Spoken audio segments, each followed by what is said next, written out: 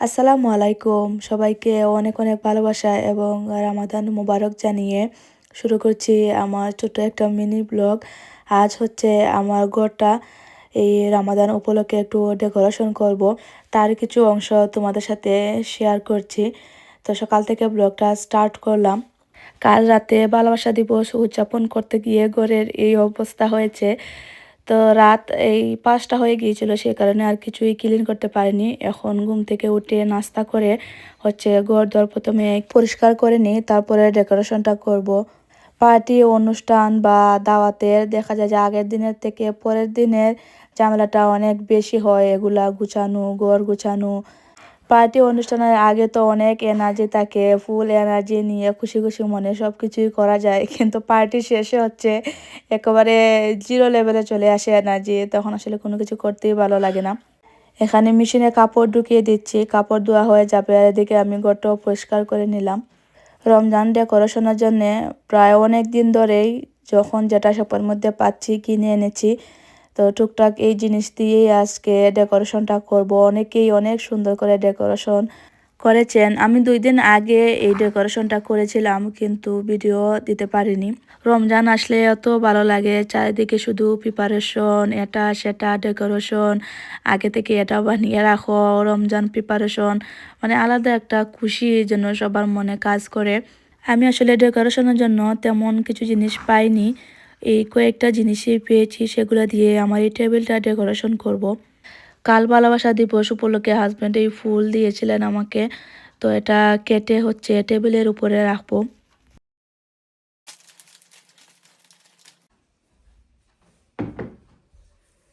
ডেকোরেশনের জন্য এই কয়েকটা জিনিসই আছে আমার কাছে, এখন দেখি কিভাবে কি করা যায়। টেবিলটা সুন্দর মতো ডেকোরেশন করা হলেই হবে। রমজানে দেখা যায় যে অন্য অন্য জায়গার থেকে টেবিলটা বেশি আকর্ষণ থাকে, কারণ এখানে খাওয়া দাওয়া সব কিছুই, তো টেবিলটা একটু সুন্দর ডেকোরেশন করা থাকলে ভালো লাগে দেখতে। প্রথমে টেবিলটা আমি পরিষ্কার করে নিয়েছি, এখন একটা টেবিল রানার দিলাম। আর আমি এখানে যা যা জিনিস ইউজ করছি সবগুলার লিঙ্ক হচ্ছে আমি দিয়ে দেব, সেইন থেকে কিনেছি। এই গোল্ডেন কালারটা অনেক সুন্দর লাগছিল ওয়ালের মধ্যে। তো এগুলোর হচ্ছে অনেক কালারও আছে, ব্ল্যাক কালার, গোল্ডেন কালার। তো ব্ল্যাক কালার আসলে সুন্দর লাগে না, ওয়ালের মধ্যে দেখতে কীরকম অন্ধকার অন্ধকার লাগে। তো এই কালারটা আমার কাছে ভালোই লেগেছে, গোল্ডেন কালার। নিজের মতো করে বাঁচুন।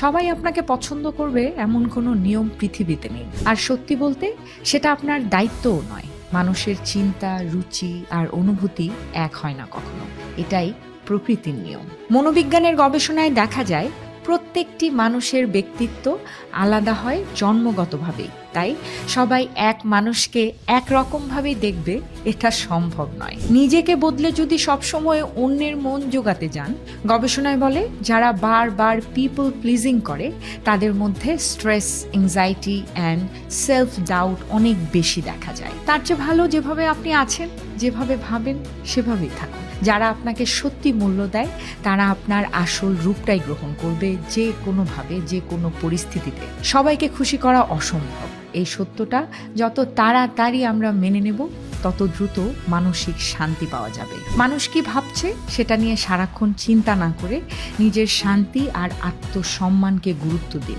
নিজের মতো থাকতে পারাই সবচেয়ে বড় স্বাধীনতা, আর এই স্বাধীনতাই মানুষকে ভেতর থেকে ডে বাই ডে শক্ত করে তোলে। আপনি কি জানেন কোরআন নিয়ে কোন ফেরেশতা পৃথিবীতে এসেছিল? জানেন ফেরেশতার নাম কি বলেন তো?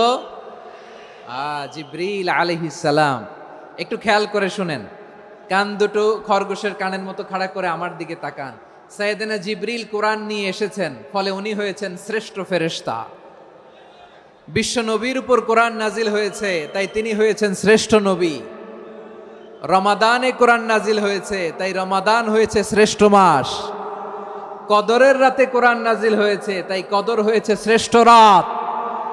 আমরাও যদি কোরআনের সাথে সম্পর্ক বাড়াই, আমাদের মর্যাদাও এরকম, আমাদেরকেও শ্রেষ্ঠ মানুষ বানায় দিবে কে?